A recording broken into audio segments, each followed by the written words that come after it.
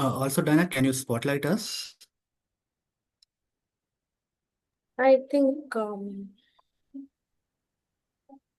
Sudeshna was doing, right?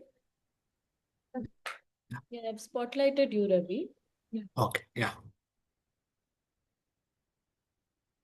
Shilpi, just allow me 1 minute. There is some interpret on YouTube Live.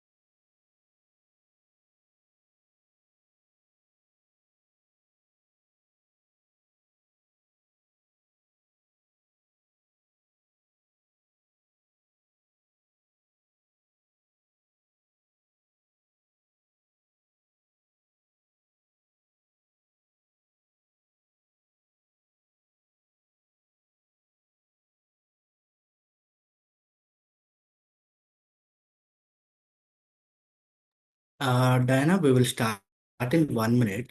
Please let us know if it is on live on YouTube. One Once you, minute, Ravi. yeah, I'll just allow me 2 minutes. Yeah, it's taking time to live. That's why. Just give me 2 minutes. sure.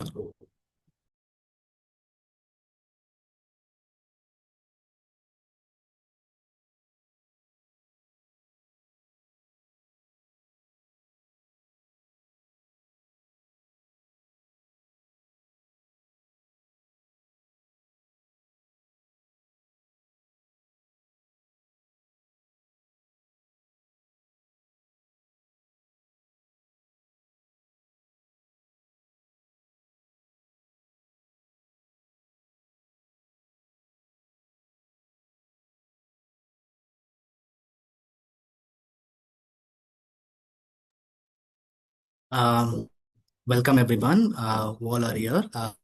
We will start in 1 minute. We're just setting up the technical thing. Allow us in 1 minute. We will start the session. So,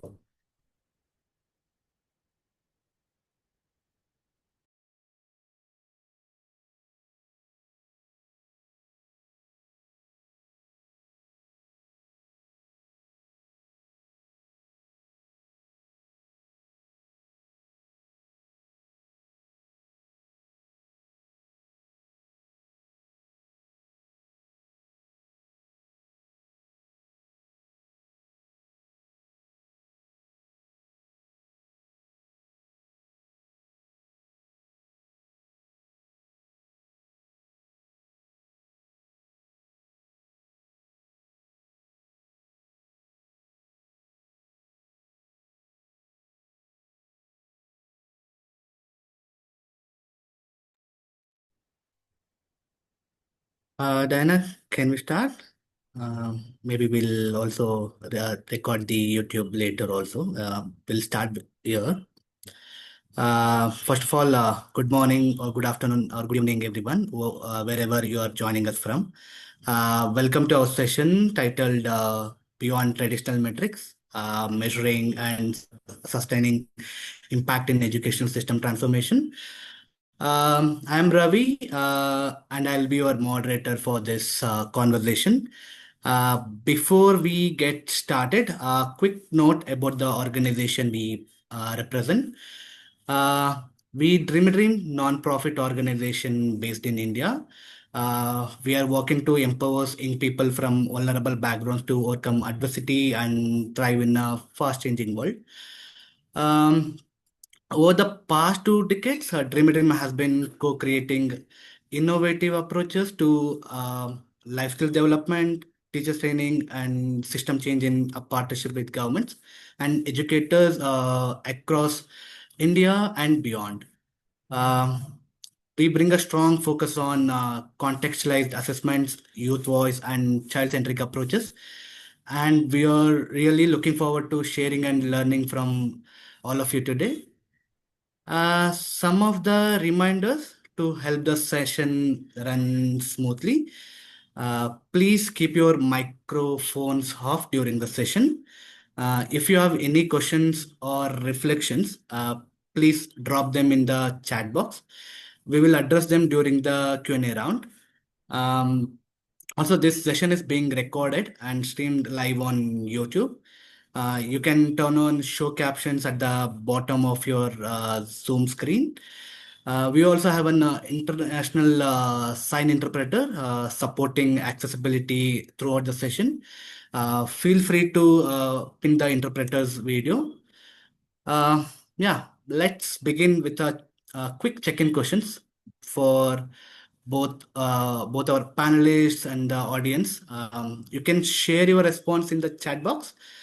So the check-in question is, so within the education system, if impact were a metaphor, what would be according to you? So I'll repeat, within the education system, if impact were a metaphor, what would be according to you? So just take a moment to think about it, and you can drop your answers in the chat box. Also, some examples could be like a bridge, mirror.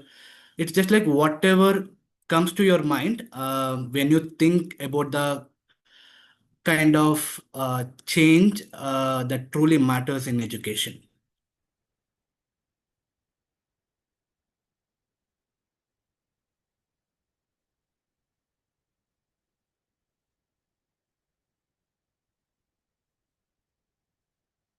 Yeah, so already we have posted the check-in questions on the chat box.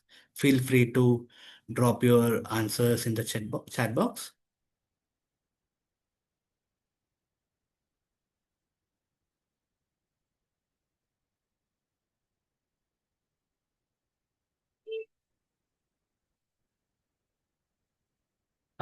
Yeah, I can see some response from Shilpi.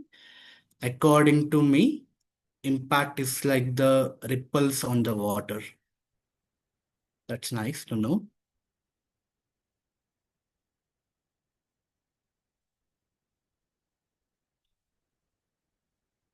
Ajit Mishra, like sunshine.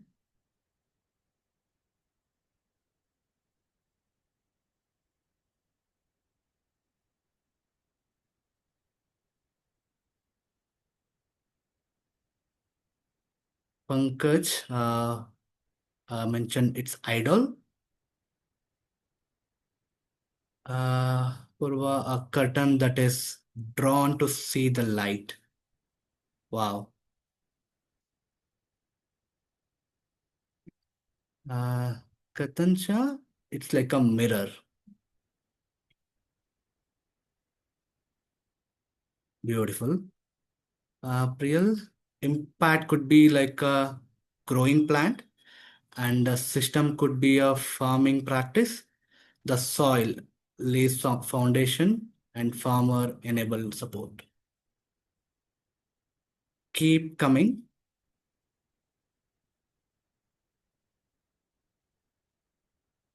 Sometimes impact seems like a photo frame beyond which we can only imagine, smiling from within.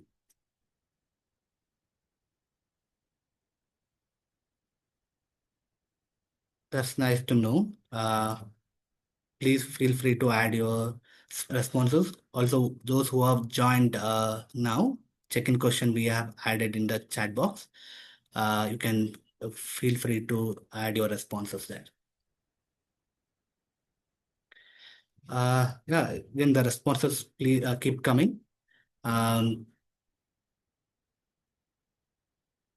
Let's also we'll take a moment for the sharing the agenda for the today's session. So agenda looks like today we will begin with the sharing on a critical inquiry into measuring educational impact beyond traditional metrics. That will be followed by a panel discussion featuring voices from research and impact, system demonstration, and national partnerships. And at the end, we will have a reflections and Q&A session.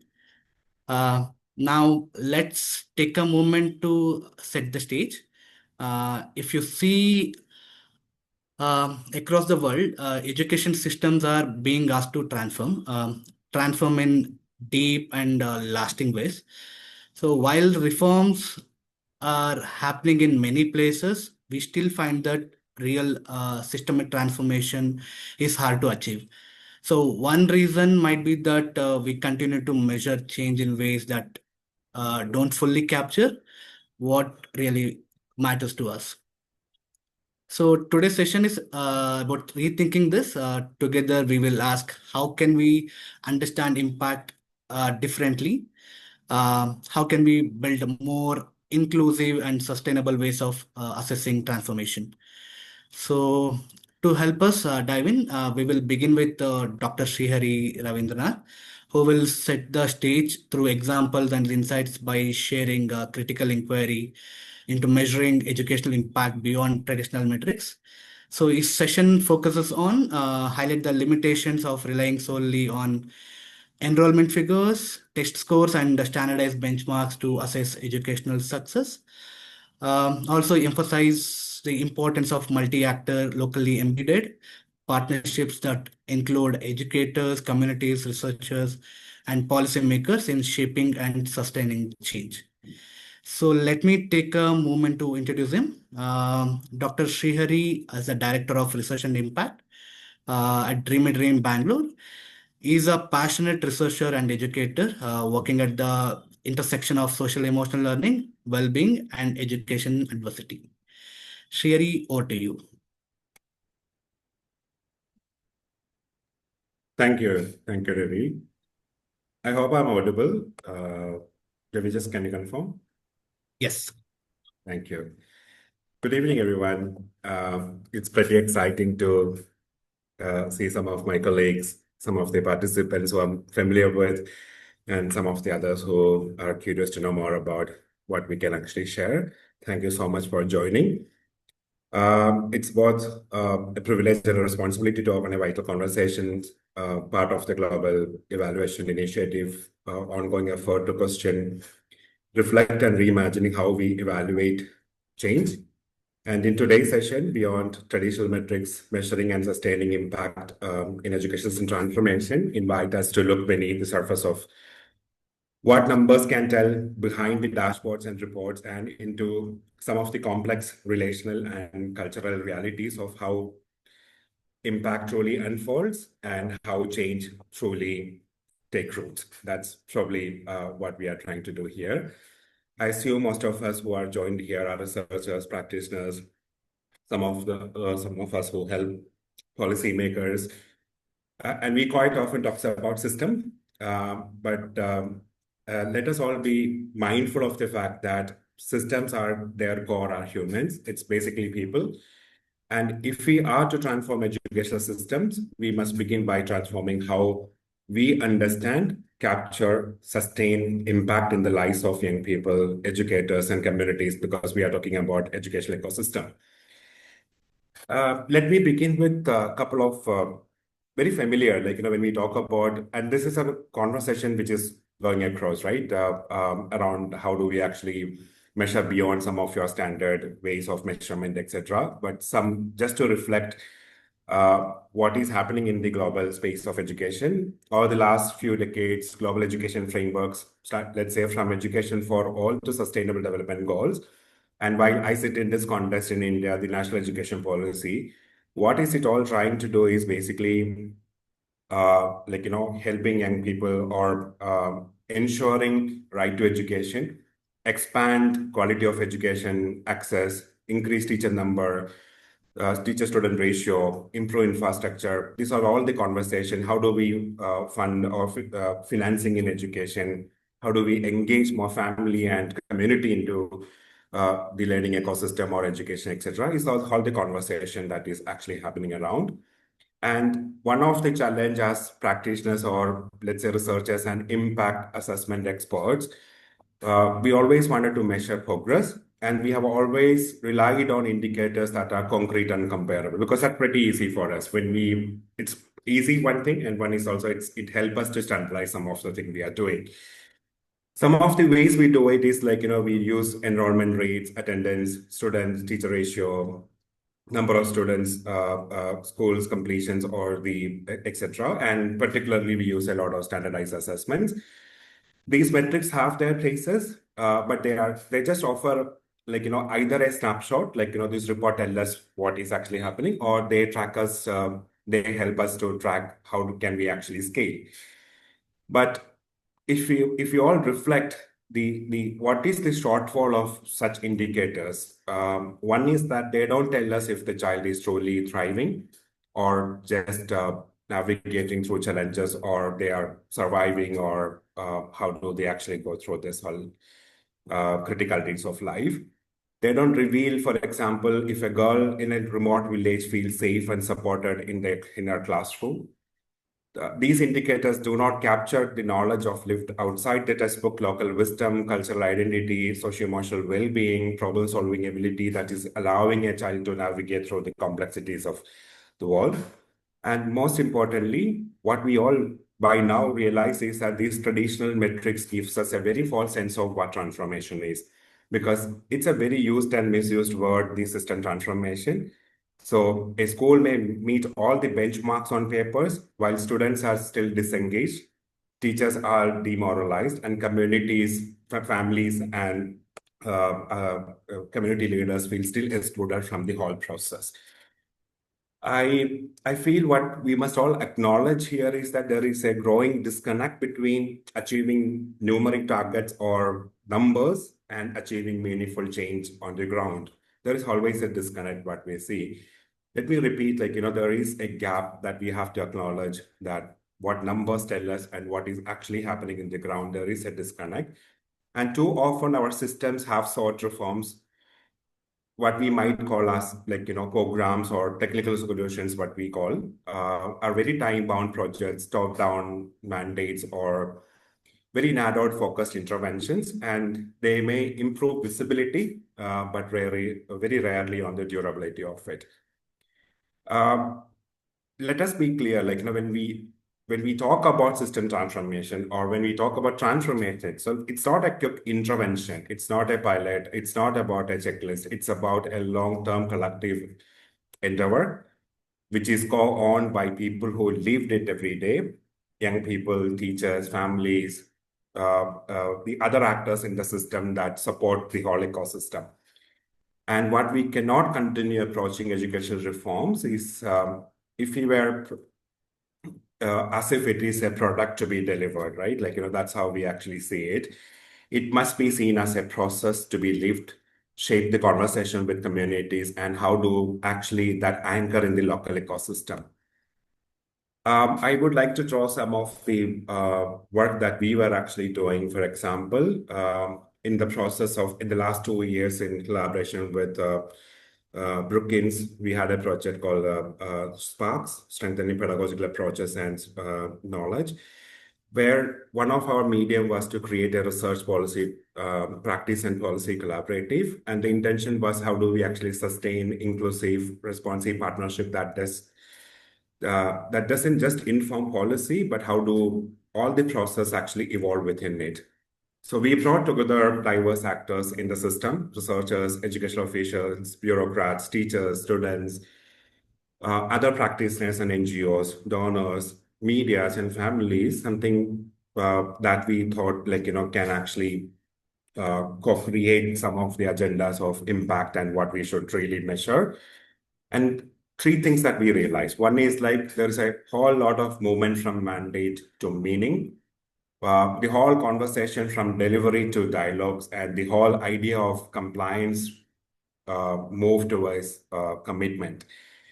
So we see a lot of power in collaborations and networks. It's not simply an activity for consultations at some point of time. It is about a shared ownership.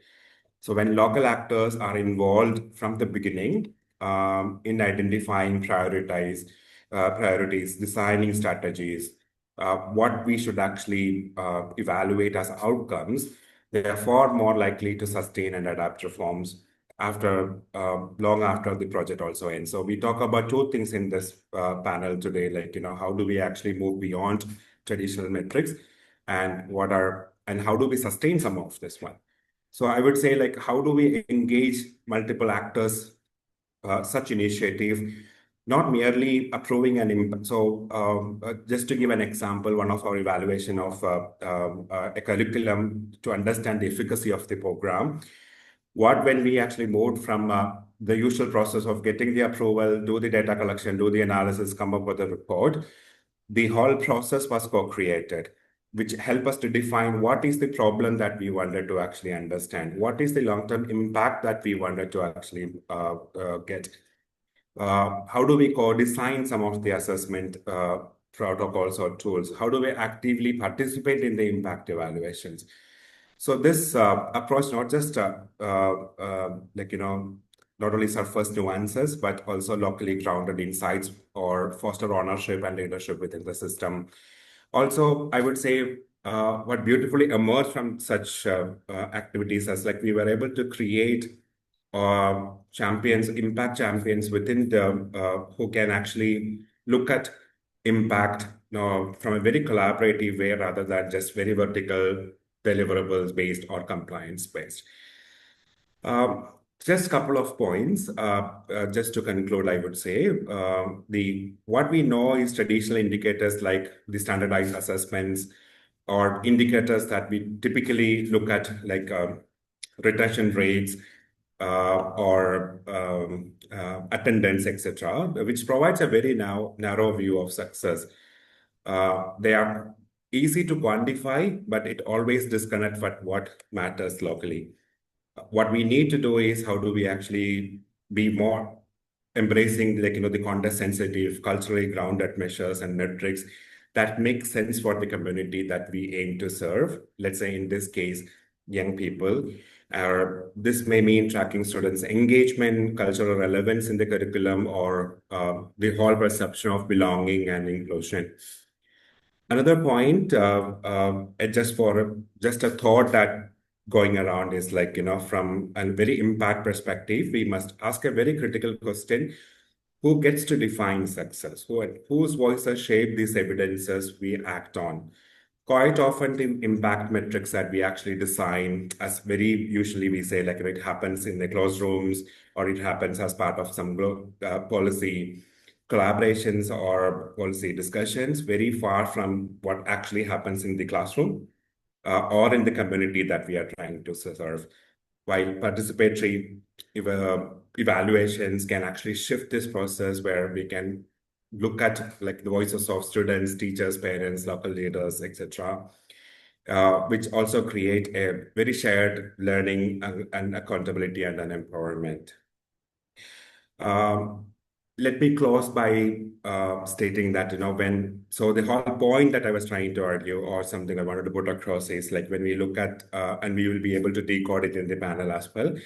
So how we shift from traditional metrics that is more useful and looking at from a very collaborative way, inviting different actors in the system to from the beginning itself is one of the way we can actually look at what meaningfully we can actually measure and also how this impact can actually sustain from just beyond the reports and metrics and how that actually impacting people. So the way forward is not about abandoning what the traditional metrics are, but how do we actually expand them beyond the business as usual, the baseline and lines towards more impact paradigms that capture the empowerment of educators, how young people thrive, the trust in communities, and the resilience of the system. So, as a researcher, I will always say, like, this is not a very ideal research case scenario. It's more like a moral imperative, like, because education at its core is all about enabling young people to thrive in a complex, dynamic, interconnected world, or in this AI technology world. And I wish in this panel we can able to challenge some of these assumptions. Some of the experts can talk about their shared wisdoms, and let's see how we can actually relook into the way we are measuring what truly matters. Thank you. Thank you, everyone. And over to you, Ravi. Thank you so much, Srihari. It's really insightful presentation and the sharing you shared from the project we have engaged. And it's not only like you have helped us see what the impact is not just about outputs or outcomes. It's about deeper stories, systems, and relationships, and what really matters for thriving. Thank you so much for sharing that. Now, yes, we'll move on to our panel discussion. Let me also take a moment to introduce our panelists who are bringing the rich and diverse perspectives to this conversations. So here we have Mr. Pankaj. So he leads the system demonstration team in the North Hub for Delhi, Uttarakhand, and Punjab at Dream a Dream. Pankaj has extensively worked in education, from implementing grassroots level innovation for young people to collaborating with government stakeholders on improving the quality of education, building teachers. So next we have Ms. Shilpi. She's a senior program associate with the research and impact team at Dream a Dream. Her interest areas include social and emotional learning, relational dynamics, and systemic thinking in education. Shilpi is also like masters in arts and aesthetics from Jawaharlal Nehru University, Delhi.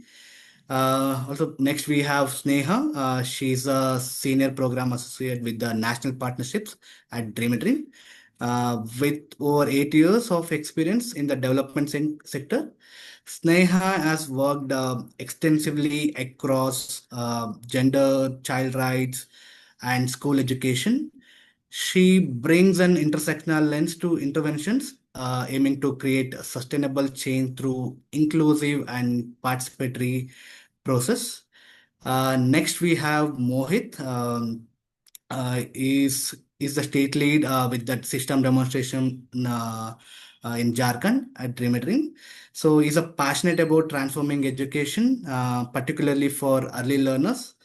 Again, Dream a Dream, Mohit currently leads collaborative efforts along with the consortium of partners to support the SCL initiative called Project Sampurna, Ash Johar, enabling whole child development for schools in Jharkhand. So again, let's start. Again, here, as I said, here we will hear multiple perspectives from research, system demonstration, national partnerships on how to measure and sustain impact differently. Let's start discussing about collaborative engagement in educational system. So as we see, there are ongoing efforts across the education system to implement reforms that support holistic and quality learning for all children and young people. So we'll start with Mohit. given these efforts, how have partnerships across different stakeholders, such as teachers, government, community, helped to move the system forward? Yeah. Thank you. Thank you, Ravi. I hope I am audible.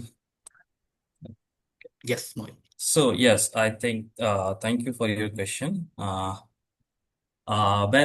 I am thinking around this question, I have multiple thoughts, and these thoughts are coming because of the interaction that I had with this multiple partner in the work that I do in at Dream a Dream. So it won't be just my thought, it would be just shared understanding in the system level as well as in the collaboration that we work in. Just you mentioned Project Shampurna Has Juhar.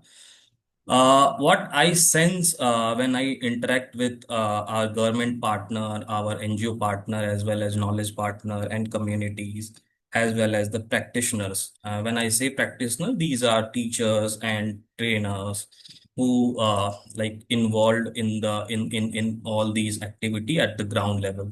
So it's very important to realize the shift and the change that we are talking about.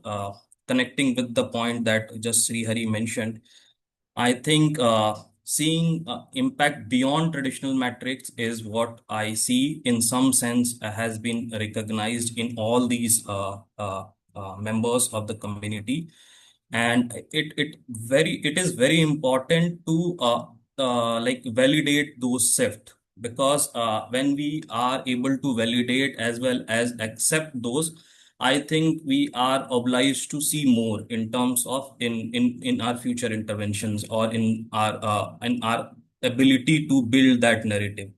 So it's not somebody like one organization or one entity, government bodies. It's not that who leads this. It's always the collective who leads that shift.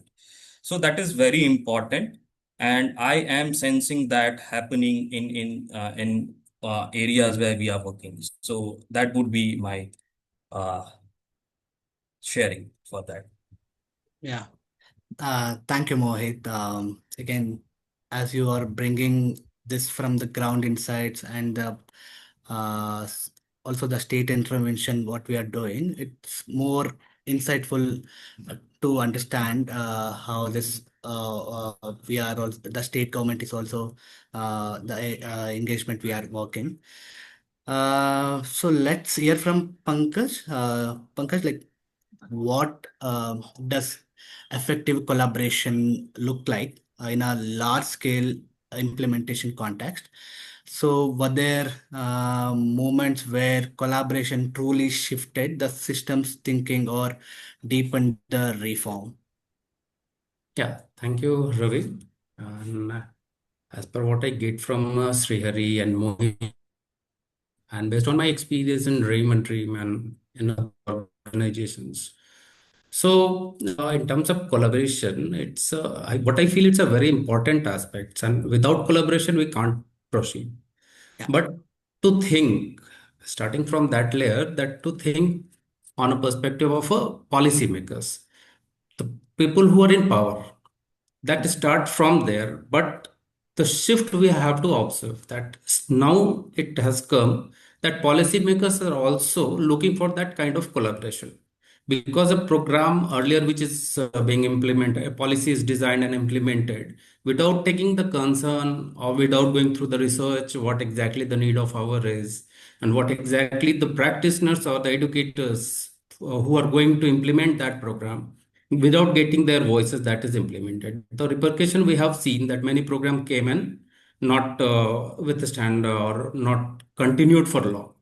Now, what I'm seeing that the role of collaboration is getting deeper by the days. Instead, when a program is being, when a policy is being designed, the role of research, how research is going to support, what is the need of the hour, how we are taking the target group, what are their needs. And the most important thing, what I have observed within last 2 or 3 years, while going through the program like Happiness Curriculum or Anandam Patichari or whatever any program we are going on. So thing is that the voices from the ground level, the teachers or educators who are implementing those programs at the ground level in the classroom, or the children for whom the programs are going on here. We want just to check whether the needs of the children are being met or not. Are we getting that point or not? Is that the needs are getting met or not? The people who are implementing, or the teachers or the educators at the classroom level, what are the challenges they are facing? And challenges not only in terms of what that, suppose we have a 50 people classroom and we are working on them, then the first 20 or 15 students are well enough to understand everything. The rest of the 20 people are also average student, but the people who are living behind are the last 15 or 10 students who are consistently living behind. So how we are coming up for those children, and that voices need to be come up from that children or the teachers to the policymakers. And once the policymakers use those voices to devise their plan or the policies, and keeping the intent intact and making it a voice, making the policy in the voice that teachers accept, the students understands, that is going to impact the system. So keeping all these in our mind, the role of collaboration gets important. So my take is that through the programs which I am going through and understanding the challenges, everyday challenges of the program, for the success of that program, I feel that collaboration plays a pivotal role, and it should be, means the policy need to be designed within with the voices of the ground level executors and the beneficiaries. So that's my sharing. Yeah. Thank you, Pankaj. As I see how the education system is also where this curiosity thrives in a space of openness and joy. And thank you for sharing the intervention from the Happiness or Anandam Bhattacharya. It's really helpful to know. Moving to next, as we know that education is complex and measuring its impact is not always straightforward. So Shilpi, would you like to start from a research and systems lens? What emerging or alternative metrics help us capture transformation more fully? Sure. Thank you, Ravi. I hope I'm audible for everybody. So I think from a systems lens, we need to first understand, for like, let me start with the example of Dream a Dream and our theory of change, right? So our theory of change is centered around the young people's thriving and ensuring that enabling them to maximize their full potential so that in a space which is built on empathetic connections, it's built on in a system which is equitable, inclusive. And when we talk from a research lens about this kind of a system that we want to achieve, for that, the metric may not be as simplistic as enrollment in the classroom or how many number of teachers are getting trained in a particular intervention. And that is where I think the difference arises between what we understand as impact metric and what we see as a program's outcome. While I think that's what we've been discussing so far as well, that there is this understanding that we need to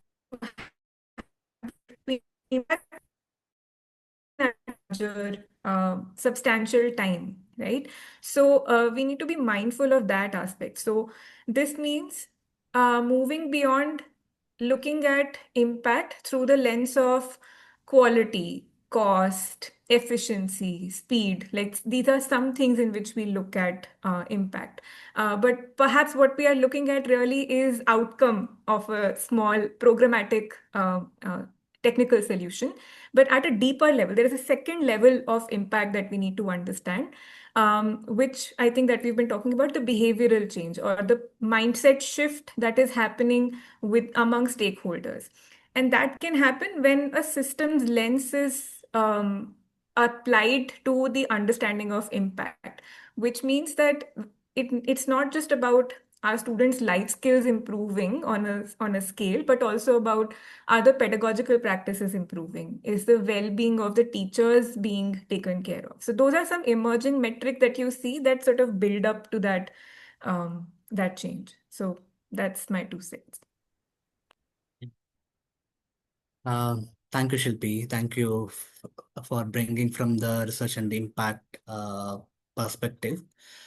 We'll hear from Mohit also from the school system level. So, what kind of indicators beyond numbers have been meaningful in your in your own reflections, like day to day? Yes. Uh, so when I see this topic beyond metrics, I think the foremost important thing which comes to my mind, and when I hear a lot of words coming out of the field, so it is the amount of agency or the ownership that we are able to build in the entire ecosystem. And it is not just the beneficiary or the provider, but everybody has their ownership about the initiative that they are building on the field.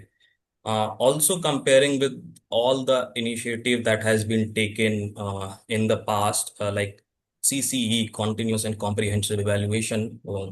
I think that was a very thought of idea, but the amount of agency and ownership that needed for this idea to succeed in ground was not as we have seen in the past.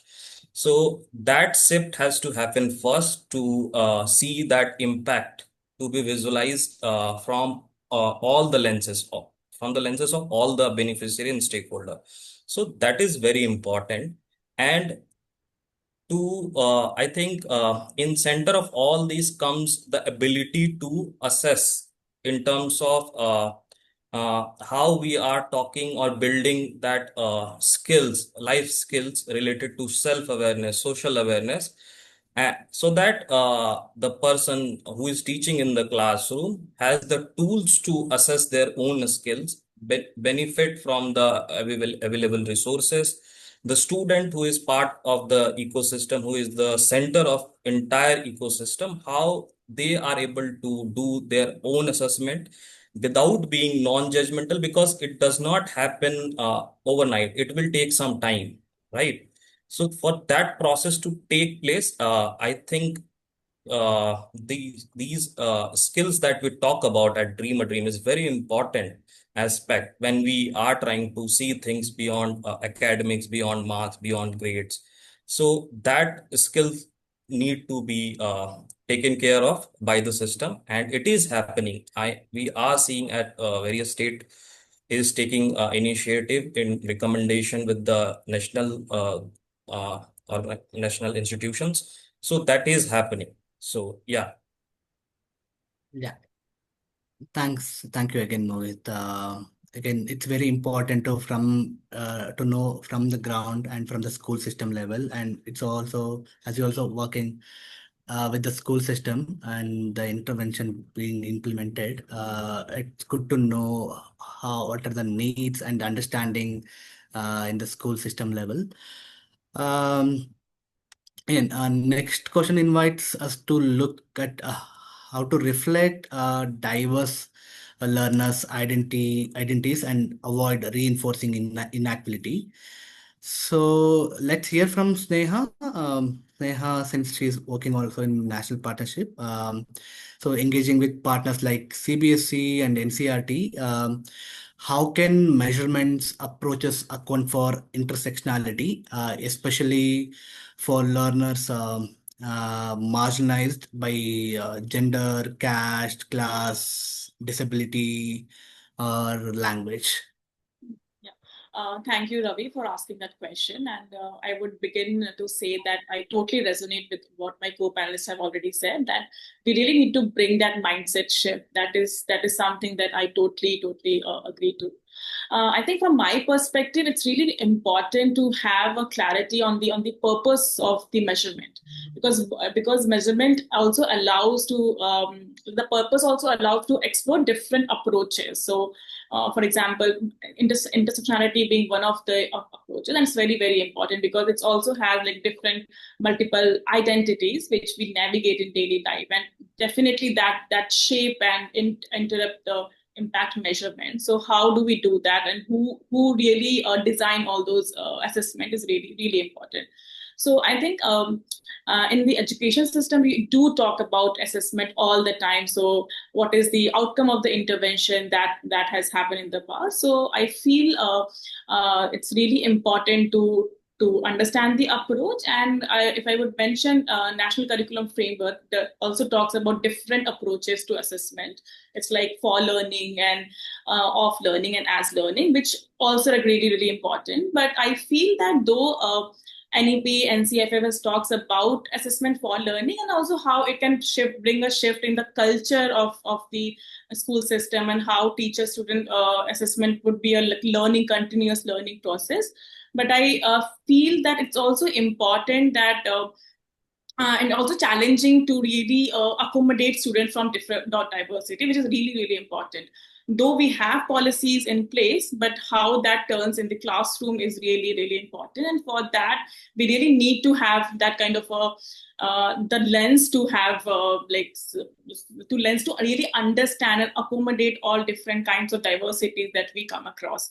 So I think that so one of the things that I feel, and to my experience while working with government agencies, I feel that if the lens gets changed, the tools can be developed. So it doesn't really matter that like which tool we are using, but what matters is what is the lens, and that lens really need to change. If the lens is that we need to include diverse people from diverse background, say in terms of language, caste, class, religion, and all those things, how do we then accommodate those learners? So it's really like, so a standardized assessment may not work in that sense, but how we can really have like different kind of like based on their experiences, based on their learnings, how we can build those kind of changes in the assessment is really important. So I think that would something that I would really say. That's beautiful points, Neha. Especially like when you said when we change the lens, like we are able to create the assessment tools, especially for this diversity backgrounds. It's very powerful statement also. Thank you for sharing that. Also, like if we look at from the research and system transformation view, Shilpi, what strategies can help us avoid reinforcing systemic inequalities through impact measurement? Sure, thank you, Ravi. I just want to pick up from where Sneha left off, which is about changing the lens. When you change the lens, you change the tools.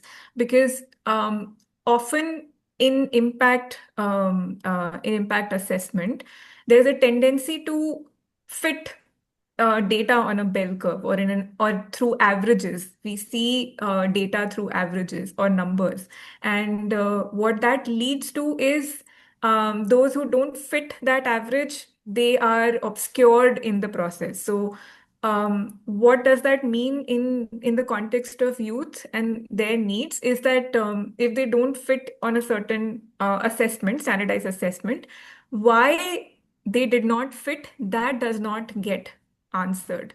And which is why it is important to have this lens of intersectionality when we are thinking about impact evaluation.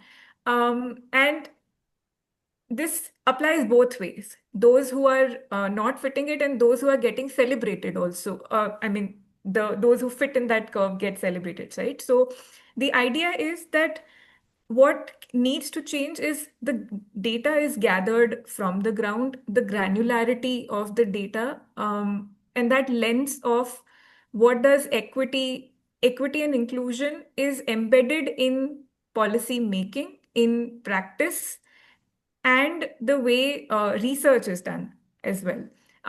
So like Srihari was giving example of Sparks. So this is so even in Sparks we have this we have this approach of research, policy, practice, collaboratives, but it doesn't limit to the collaboration between research, policy, and practice to enable that data gets the needs of young people and teachers are addressed or understood. But we also need to bring young people's voices into this needs assessment. And that feedback loop needs to also close that if there is an impact assessment, that how is that shaping young people and teachers' lives and their or how is that affecting them? Is there actually any change happening on the ground? Those are the lenses that we need to bring as researchers and impact evaluators also when we are talking about intersectionality. Yes, thank you, Shilpi. It's really a valid point when you share when you and Sneha are sharing from the intersectional perspective, how we can see the assessment tools from the background. It's really aligning from the look at the intersectionality view. So also next we also look at from the we'll go system change we'll also hear from Pankaj also from the system level. How could we build a case for alternative assessments within state system that prefer conventional data? Yeah, Ravi. So while listening all of the panelists, so what I'm getting that I don't say that the traditional evaluation or impact assessment process is not worth. But my point is that are we looking for an alternative of assessment also? Keeping those conventional data, are we looking for an alternative? Like what the challenges, what the exactly whatever we are trying to bring the change within the among the children or the young people, are we ready to see the embodiment of that change within that young people or the teachers or the executors or the policy makers? And if it is embodied, are we going to see that embodiment? Is that reflecting in their behavior or not? What we can see that instead of assessing children every time, can we assess the system once? Can we see the change, what exactly system is owning that or not? So from my point of view, instead of looking after the changes or bringing a short project program kind of thing, when we talk about the holistic development or the thriving kind of thing, we can't limit it to a project or a certain time interval. We'll have to wait for the change. We'll have to see the change gradually and very slowly. And if we are ready to see that change as on a slow path or on a slow track, we'll have to wait for that. We can wait for that change in the behavior also. And what we feel, what as per my experience with the programs I was involved in, Uttarakhand or Delhi. So what I see that change is very, very, very slow in terms of behavior change.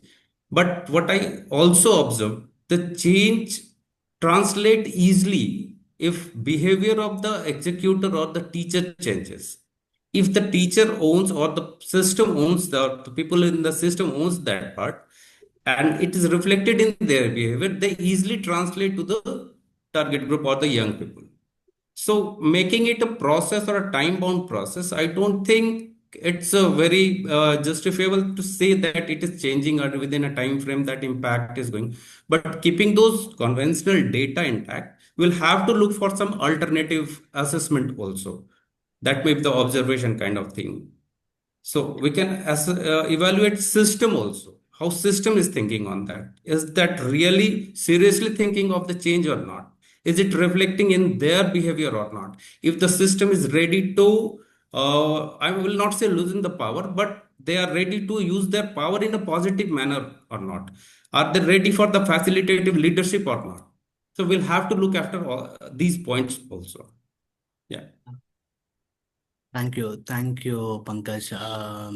as you say, like how this systems also looking the beyond the conventional data. I think the points you have covered, it's really, um, I think it should be thoughtful.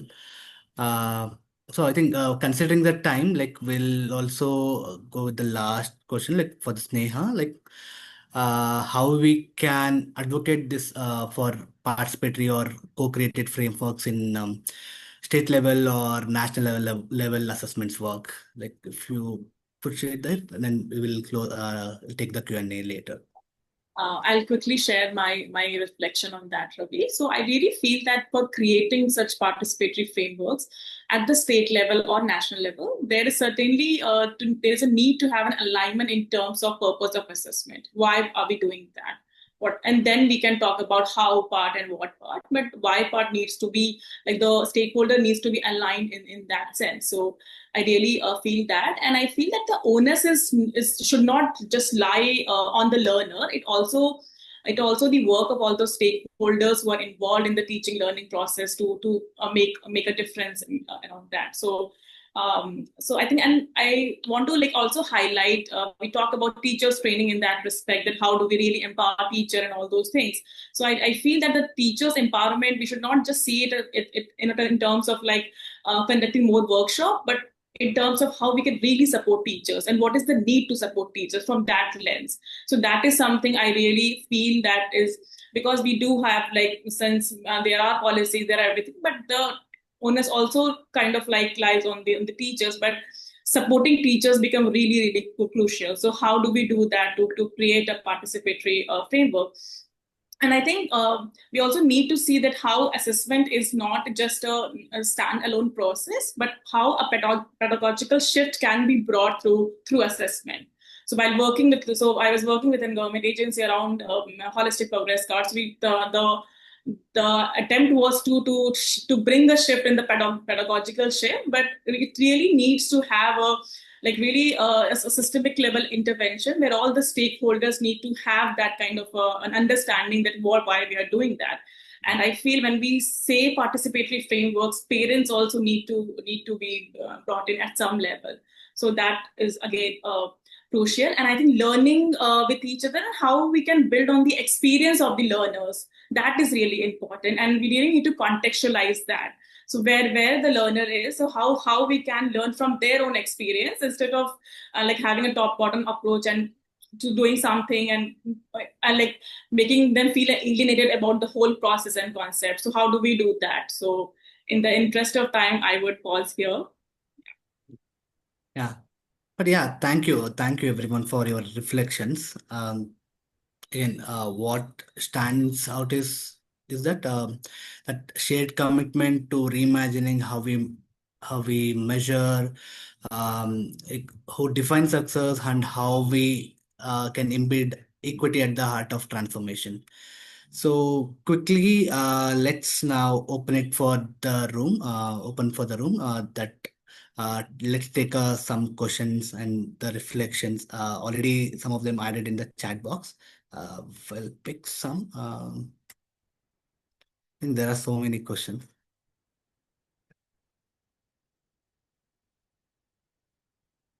So I think we'll take from the beginning from Katan. Like there's a question under NEP. Mumbai colleges have come up with the on-job training program, which is an alternative to the field research project. But faculties faced confusion as to how to assess the different types and roles of job reports students submitted with a common grade school. So they've asked any views on this. Like Shilpi, like since it's the research impact, like would you like to address this?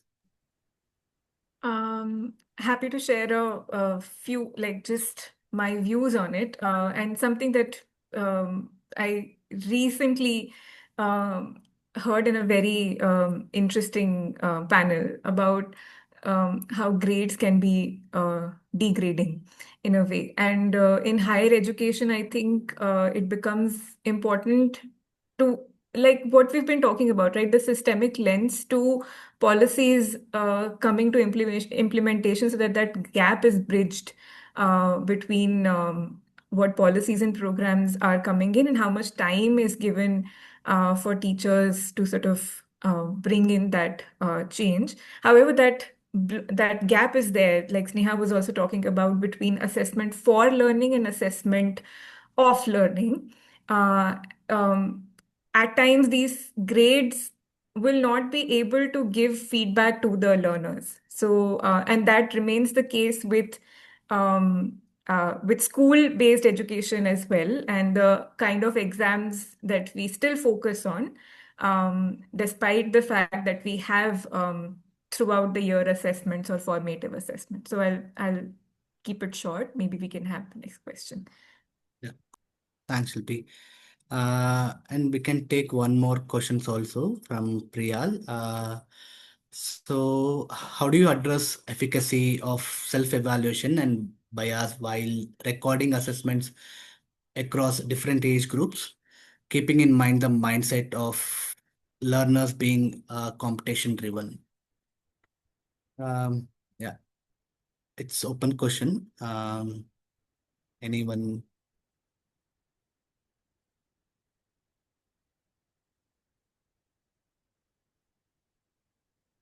Maybe, yeah.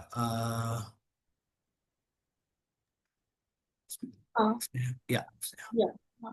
I'll try to answer. I think, yeah, it's a very, very important question. And I think these questions keep coming when we were working around holistic progress card, because there are so many biases, because teachers already know that this student is better performer. So we will be having the kind of like the different stages of learning. So even though the metrics were changed, but the biases remain same, because these are the top students and these are the slow learners. And so I think that's really important.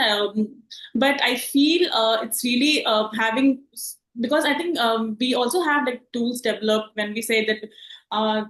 So examination or a assessment is not just a like one day thing. It's a continuous learning process. So it's not to do. So if we see it in a one time thing and not just like a continuous process, then it becomes problematic.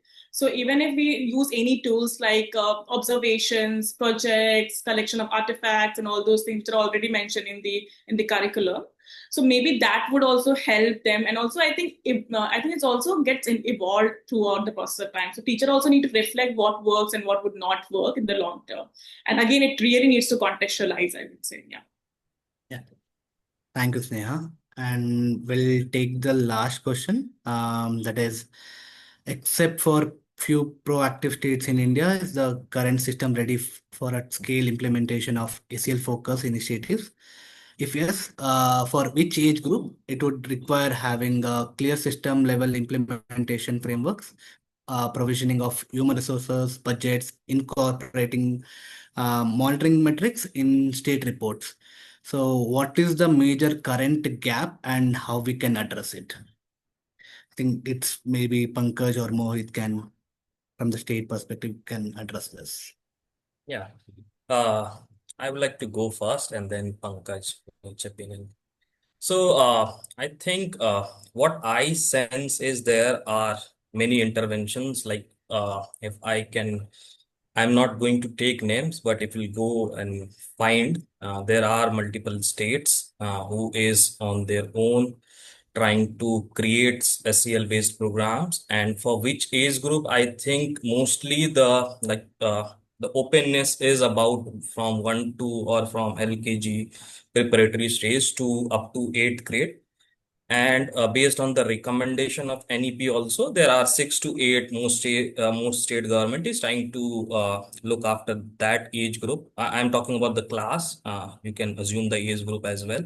So that is happening, and there is also budgetary provision in the state level in their own PAB. If you go find out at the Ministry of Ministry of Education Department, you will find in some state they have separately kept budget for these kind of intervention. You have to be a bit more in terms of what I can say, a detective to know at what header they are going it, because it's not very much explicitly mentioned, but there are provisions at the PAB level from both the center and state who is investing in this kind of snake initiative, because they are seeing that shift in their children, in their teachers. So maybe because of the demonstration that has happened, there is that shift that is uh, that is happening at multiple states. Yeah. Yeah. Thank you, Mohit. I think considering the time, so we can also share your questions and reflections to the research email ID, which we are putting on the chat box. And we are happy to reach out to you individually, and we can connect and we can talk, we can discuss in further also. By this, I just wanted to close this, giving the summary. Like again, as everyone mentioned, like again, the collaboration, as we mentioned, collaboration across sectors is not just helpful, like it's essential to long-term impact. So we need to move beyond the standard scores and start valuing student agency, well-being, and equity. So again, intersectionality must shape both what we measure and how we measure it. And yeah, thank you so much. So thank you all the panelists and the audience. On behalf of all of us here at GLocal 2025, thank you for bringing not just insights but care and conviction to this space. So maybe continue to create systems where impact is not imposed but emerges from the relationships, stories, and voices we hold. So thank you for showing up and with such heart and insight. Let's keep imagining and building systems where impact is human, inclusive, and transformative.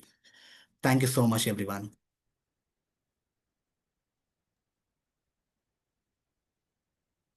Thank you.